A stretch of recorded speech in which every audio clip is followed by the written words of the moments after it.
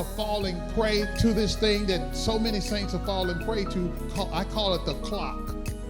As you start getting older, you're like, wait a minute now, God showed me this when I was 17, and here it is, I'm 37. We need, okay, God, it's been 20 years.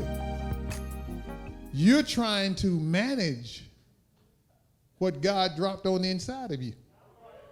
I'm not trying to be funny or be harsh. Everybody go through it. You're like, Lord, why you show me this? And here it is, 30 years have passed and ain't nothing happened. Look like I've been moving in the opposite direction. God didn't tell you this is the way it's going to go. He said, this is what I call you to do. He shows you the future, walk you up to it, or transport you to it. You look it in the face, and you're like, yes. He said, now come on. He transports you back to the starting line, and your life goes that way. What you saw is that way, you think. God takes you over the river and through the woods, and you ain't going to grandma's house. You go through all of this stuff, and it's like you finally come to a place where, Lord, I surrender. I ain't trying to figure out nothing else. Whatever you want to do, you do. Adjust me. Adjust my attitude. Fix what's wrong in me. And you hand yourself over to him way out there in the woods.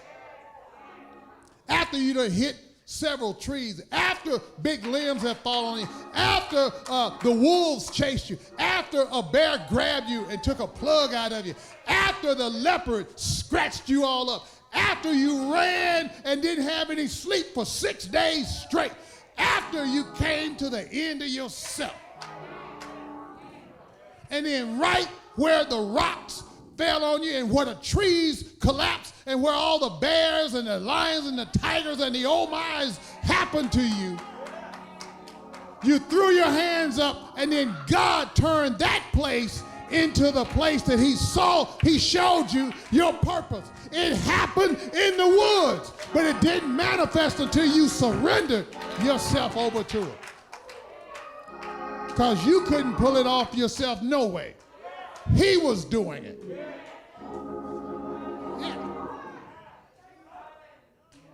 That was for somebody. Stop crying along the journey. Hallelujah. Woo. Look at this. Verse 7 says, pour out all your worries and stress upon him and leave them there. Pour it out. And then he tells you to leave. Pour it out. Leave it there. If you leave it there, it ain't going with you when you walk away. Some of you are carrying too much stuff, and you don't know that the enemy has suckered you into a place where he can make you a POW because you're hanging on to the stress.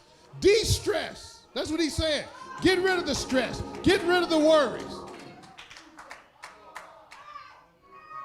I had something pressing against me one time. And it was pressing. And went to bed, and this stuff is still on my mind. I feel it sitting in my chest. And the Lord asked me a question. He said, are you going to stay up? And I remember the scripture said God neither sleeps nor slumbers. Are you going to stay up fooling with this? I said, wait a minute. I was so wrapped up in my thoughts. I didn't even know where I was. You know when somebody's all messed up in the head and you got a whole lot on your mind, you could be going and doing things and your autopilot is taking you through that. You ain't seen nobody. You don't even know where. You don't remember leaving the house and driving to the store. You look up, you standing on aisle 6 in the store. You don't remember pulling up on the parking lot. Your mind is all wrapped up with this thing. He said, are you going to stay up?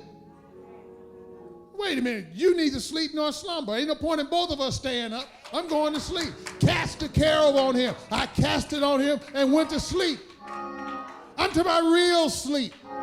I'm talking about the sleep where you crook your head to the side and you let your tongue hang out and you go, Wah!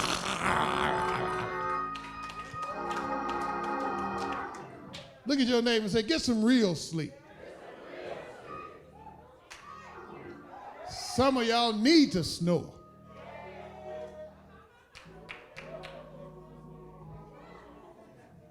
And here carrying all this stuff.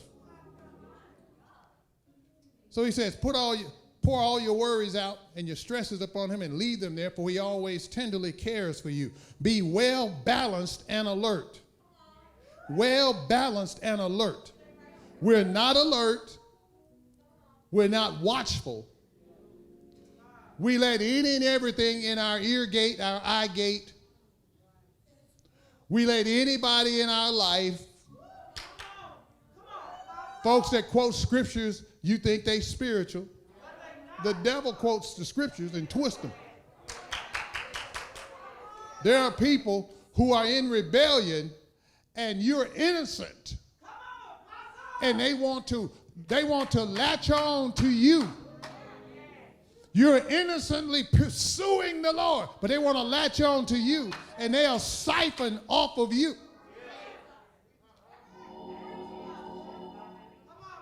The purity of your heart causes God to draw people that you might minister to them, but they want to hook up with you because their heart's not pure and ain't nobody being drawn to them. So they want to appear spiritual. You better ask the Lord to give you discernment and give you grace to handle those that God has said no to. He said you got to be well balanced. Don't be so spiritual that you can't pay your bills. Don't be so spiritual that you can't be kind to folks. Don't be so spiritual that you can't open the door for your wife. Don't be so spiritual that you can't cook for your husband. Don't be so spiritual that you have no balance.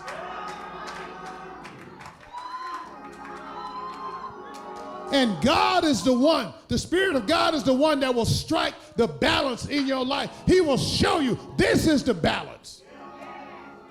And the balance of God, his scales does not entertain or embrace any injustice. That was too much for y'all, wasn't it? See, we want to point out how the devil goes about like a roaring lion, seeking whom he may devour. And so we're looking for a roaring lion that's seeking whom he may devour. You ain't seen no lion. Since you hadn't seen one, you ain't been concerned about the devil. Not understanding the tactics. When you're not balanced, you're falling prey. That's the roaring lion. Your life has no balance. Who said you got to go to everything that's been put on? What if the Spirit of God tell you to sit tight?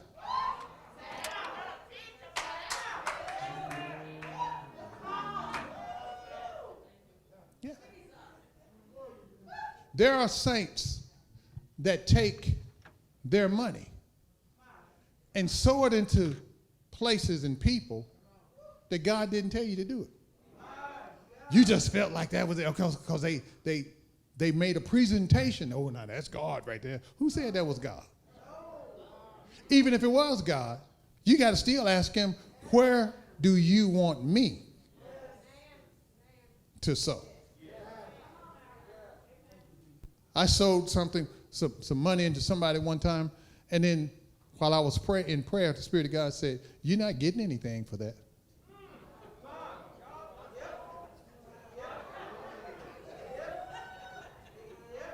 Yeah, he know how to get your attention. My hard-earned money, I sold into them. And, I'm thinking, I should have known there's something about them. They crooks, they this and that. It wasn't that they were crooks. He didn't tell me to sow there. He said, so you're not getting anything for that. And I was like, well, how come? Why come? Oh, you know how it is when you think you've been done wrong, you'll bow up at the Lord. Wait a minute, Lord. Why come? Because I didn't tell you to sow it. He said, from now on, only sow where I tell you to sow. You ain't clapping for me. Lord have mercy. Are y'all getting this? Say, be well balanced and always alert. Because your enemy, the devil, roams about incessantly like a roaring lion looking for its prey to devour. Take a decisive stand against him and resist his every attack. To resist means you're going to take up your battle position against him.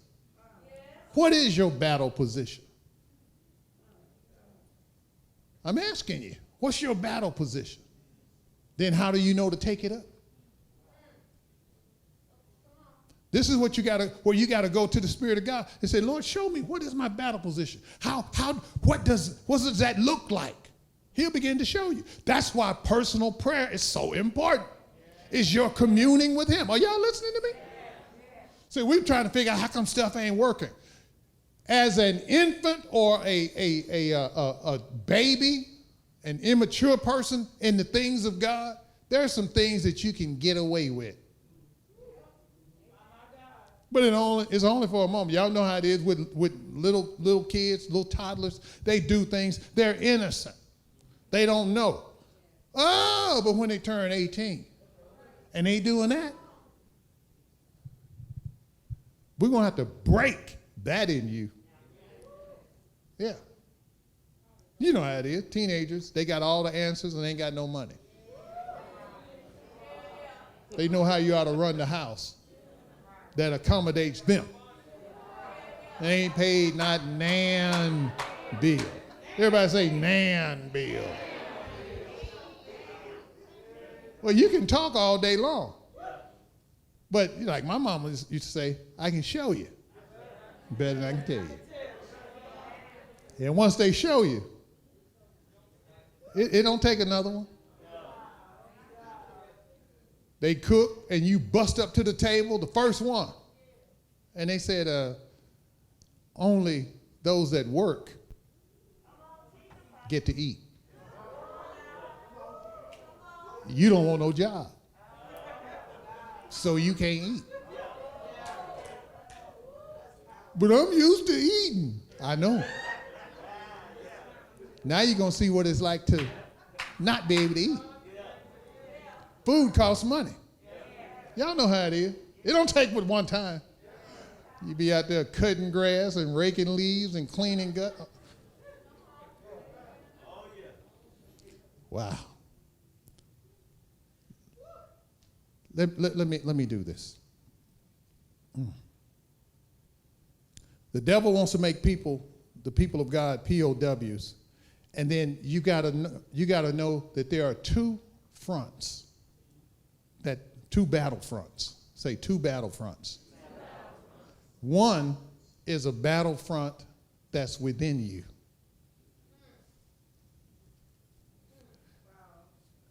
Yeah, the Lord will take you to both of these battle fronts. But the first place he's going to take you to, and I'm talking about the enemy is out to take you out. But the Lord you're born for battle. But it's two fronts. One is inside, one is outside. Now, here's Genesis 32. Y'all pull that up for me. Genesis 32. And we'll pick up at verse 22. But this first battlefront is within us. And its purpose is to unlock our true identity. If God can't unlock your true identity, you will lose on the battlefront that's outside of you. You will always lose. There are a lot of people, I've been fighting the devil. Come on now. But the problem is, they really don't know who they are. So how can you fight effectively and you don't know who you are? This is the toughest battlefront, the one that's within. Because the battle within, the Lord will make you face you. The you that you have portrayed and the you that you really are. Let me look at this, then I'll be out of your way. I know some of y'all are like, I wish he gone, leave that alone. You don't tell me what to do. Look at your neighbor and say, you don't scare him. This I want to read this to you. This is about Jacob. This is after he left his uncle Laban. Y'all know the story about Jacob and his uncle Laban. Jacob comes from a long line of hustlers, con men. That was Jacob's name, bamboozler. He steals from you while you're looking at him. He in covenant with God, but he's a bamboozler. He's like, what? Don't look at me like that. Y'all know how saints are. We go to church and we cuss. We go to church and we steal.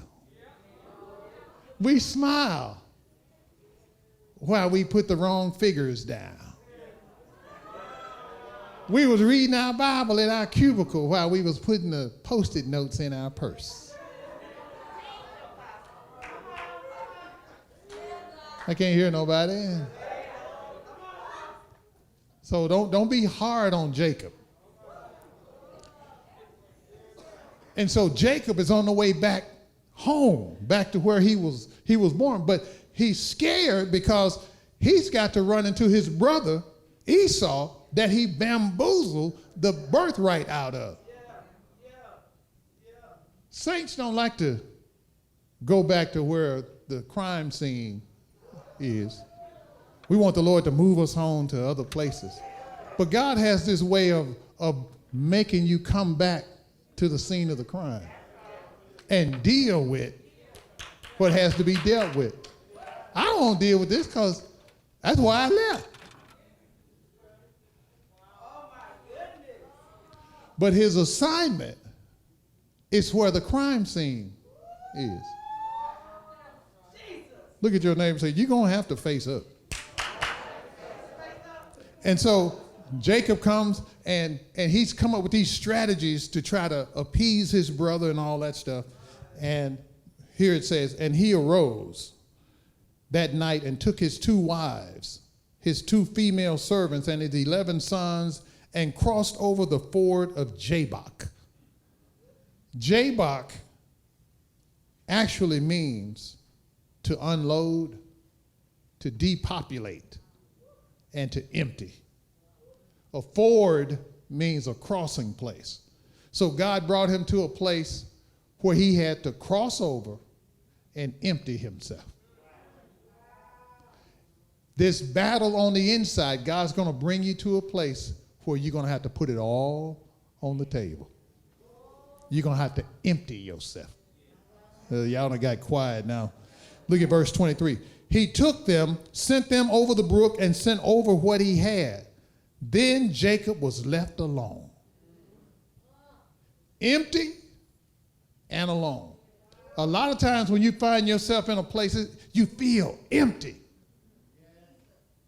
I'm not talking about this spiritual drought. You ain't been in the Word. You ain't been pursuing the Lord. But it's like you at this place, and it's like God demands that you hand over everything. And you're faced with, what if I don't preach again? Will I still serve him? What if he asks for all the songs? You don't sing again. You can't preach again. Nobody will see you. I want you to live in the shadows. Would you have a problem with the Lord? Would you walk away from him? I ain't playing with you no more. You don't play fair. Like the Lord told me one time, he said, I want you to help this man of God. Well, what about what you gave me? He said, give it back to me. Well, what did you give it to me for? Why? Are you an Indian giver? Don't look at me like that. Are you an Indian giver? He said, give it back to me. Why did you give it to me? He said, who does it belong to? I said, it belongs to you. He said, well, can I not ask for it back? I've never heard of anything like that. He said, just because you hadn't heard of it doesn't mean that it doesn't exist. He said, what if I want you to be the first to experience this? It's like, oh God, this is, and he was left alone. I don't care how you try to load your life up with people. God's going to work your life to the point where you are left alone with him. And watch this. Verse 24, then Jacob was left alone. And a man wrestled with him until the breaking of day. That'll preach by itself. A man, capital M, wrestled with him. The same man that wrestled. The word wrestle in the Hebrew, the Hebrew language is a language of pictures. So picture this. Dust flying all over the place. You can't even hardly see the ones that's wrestling. Jacob didn't wrestle with this man. This man, one translation said he suddenly showed up and started wrestling with, throwing Jacob around in the dust. A cloud of dust, and Jacob couldn't see who was coming at him out of the shadows. All he knew was somebody got a hold of me. And he's trying to fight back with everything he got. Because Jacob lived in the dust. When you're sneaky, conniving, trifling, you're a crook, you be lying, you in the dust. So he met him and dusted him.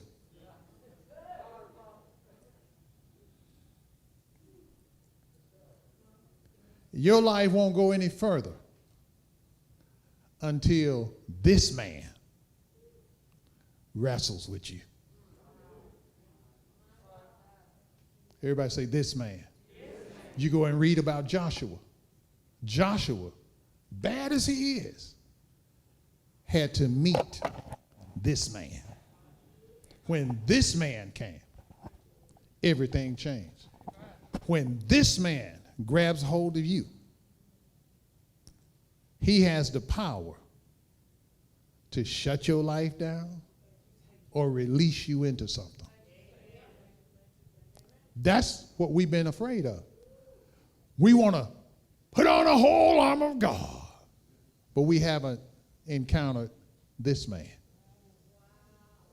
This man deals with what's on the inside, so you can win that battle. Because when Jacob won that battle, he could face his brother. Up to the end, he was functioning in fear and pulling out all his old tricks, trying to con his brother. Are y'all listening to me? Yeah. Verse 25, when he saw that he did not prevail against him, he touched the socket of his hip, and the socket of Jacob's hip was out of joint, and he wrestled with him. He's hurting, and the man's still wrestling with him. God don't care about you. You're going to holler in this one. I can't sugarcoat it. You will holler in this encounter. You will holler when your hip is out of joint. He didn't have no Advil or Tylenol, none of that stuff. Take 3 of them, and it'll take the edge off the pain. No. This is straight pain, and the Lord inflicted it on him. He took his hip out of joint. Pain like you never imagined. And he said, let me go, for the day breaks. I love this because back in verse 24, he said he wrestled with him until the breaking of day. The breaking of day means this, folks: a brand new pattern and an opportunity. God wrestled with him until he brought him to a place of a brand new pattern and new opportunities. He'll break the old patterns in your life. In verse 27, so he said to him, what is your name? And he said, Jacob. And he said, your name shall no longer be called Jacob, con man, bamboozler. For you have struggled with God and with man and have prevailed. Your name is Israel. The reason the first battlefront is within, because Jacob did not know who he was until this man wrestled with him. And this man told him who he really is. This is not your identity. Your identity is a prince with God. Wow. Israel really, the name Israel really has three meanings to it. One who struggled with God and prevailed. The second one is may God, El, preserve. May El preserve. And the third one is prince with God. But may God, or may El, talking about Elohim, may he preserve you. May he unleash his unimaginable creative power in your life and transform everything about you. And that's what he did. You're not a crook. You're a prince with God. The man that wrestled with him gave him his identity. And from that moment forward, he started walking in that new man. Have you discovered who you really are? Or are you operating on the name that your family gave you? It was a family member that said you won't ever be nothing.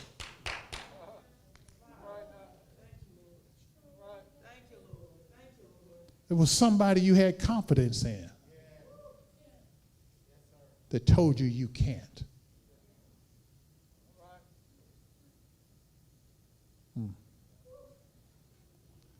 You were born for this battle.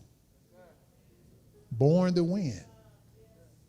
And that's what the Lord is trying. He wants this in all of us to understand. You're born for battle. He knows it. And that's what he's ready to equip you for. Not be religious, but for battle. But to be equipped for this battle, you cannot be out of place. Don't become like many saints now. We run and do whatever we want to do, and we want God to bless it. You're out of order. This battle requires us to be totally submitted to the King. Are y'all receiving this? Say, I was born for battle. And give the Lord a hand of praise.